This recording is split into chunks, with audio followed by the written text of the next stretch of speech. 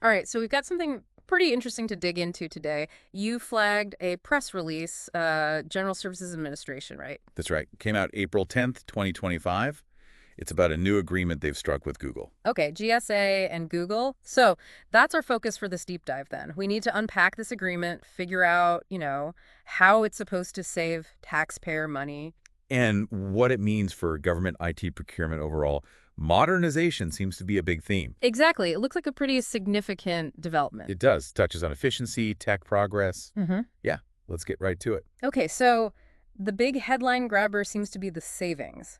This agreement, it delivers a temporary but really substantial price cut across the board. Government-wide, yeah. We're talking Google Workspace. And the number is 71% reduction for all federal agencies. That's pretty eye-popping. 71%, it is. And what's key here is that it applies no matter the size of the deal.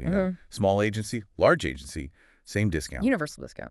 But, important caveat, it's temporary.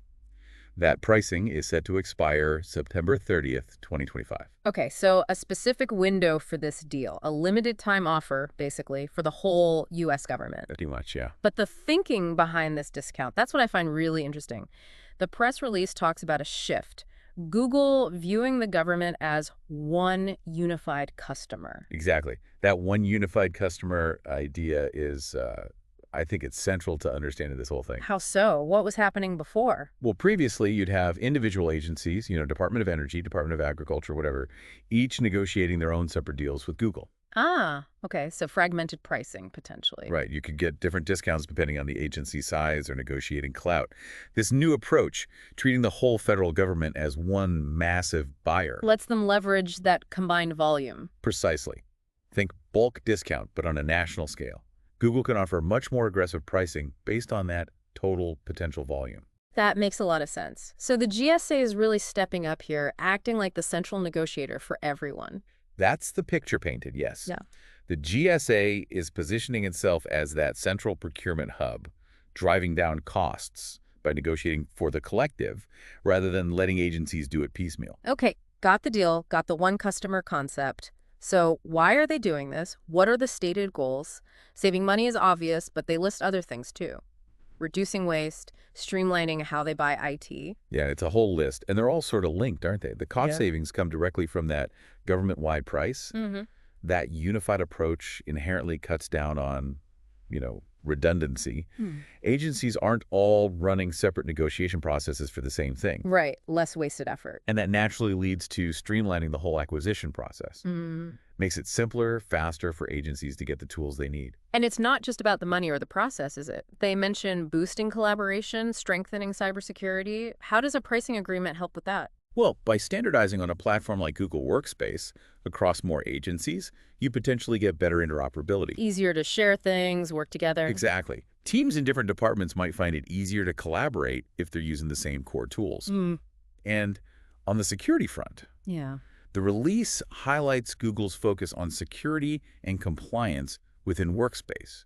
Having a more unified platform could make it easier to roll out consistent security measures government-wide. Okay, a standard environment might simplify security management.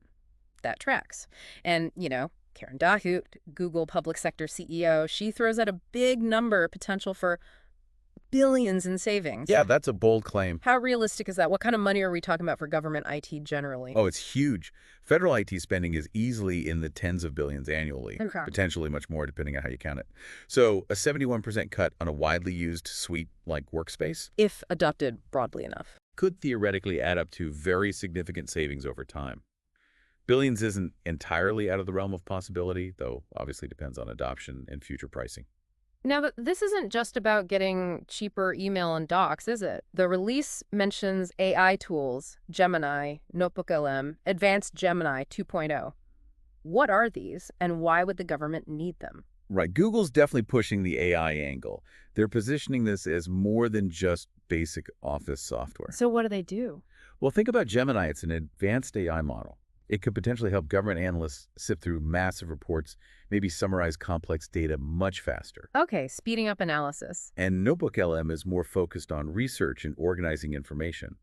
For agencies drowning in data, that could be really valuable. The idea is these tools handle routine stuff, freeing up people for more strategic thinking. So cost savings plus maybe a tech upgrade. And it sounds like Workspace is just the start. They mentioned GSA and Google are looking at Google Cloud Platform Services next. That's what it suggests. This looks like phase one.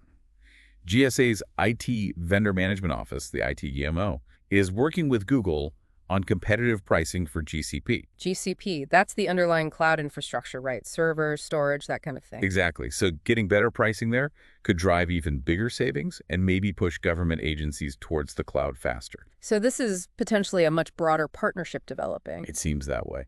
The press release explicitly says this is just the beginning, aiming for savings across all Google products that meet the government security standards, the FedRAMP authorized ones. FedRAMP, right? It's a security baseline for cloud stuff. Okay. Well, the release also has quotes from the key players. Stephen Ahikian at GSA talks about working with industry, getting better value. The acting administrator. And Josh Gruenbaum, the Federal Acquisition Service Commissioner, he calls it a milestone. Enterprise pricing for everyone. Yeah, emphasizing that equity aspect, same price for all agencies. Yeah. We already mentioned Karen Dahut from Google highlighting the one customer model and those potential billions in savings. It really shows both sides are invested in framing this as a big win-win. Definitely.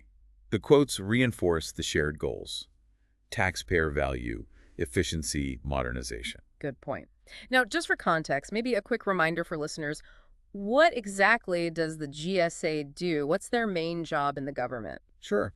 Think of the GSA, the General Services Administration, as the government's landlord and chief procurement officer, essentially. Landlord. Yeah, they manage federal buildings, courthouses, that sort of thing.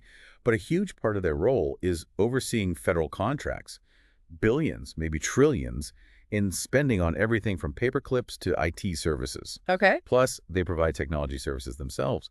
Their core mission is really about delivering value and good customer experience for government agencies in real estate, acquisition, and tech. So this Google deal fits right into that core mission of getting better value on technology through smart acquisition. Exactly.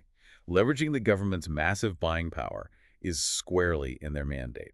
Okay, so wrapping this deep dive up, what's the single most important takeaway from this GSA Google announcement? I think the key thing is this signals a more strategic, centralized approach to buying technology in the federal government, using that collective buying power As a single customer. to negotiate much better deals, starting with Google Workspace, getting that big discount, but with plans to potentially expand it further.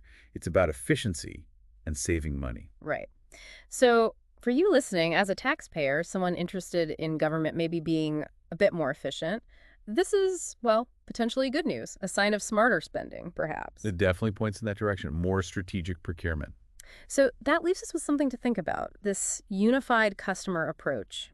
Where else could the government use it? What other big purchases, services, products could benefit from leveraging that collective scale?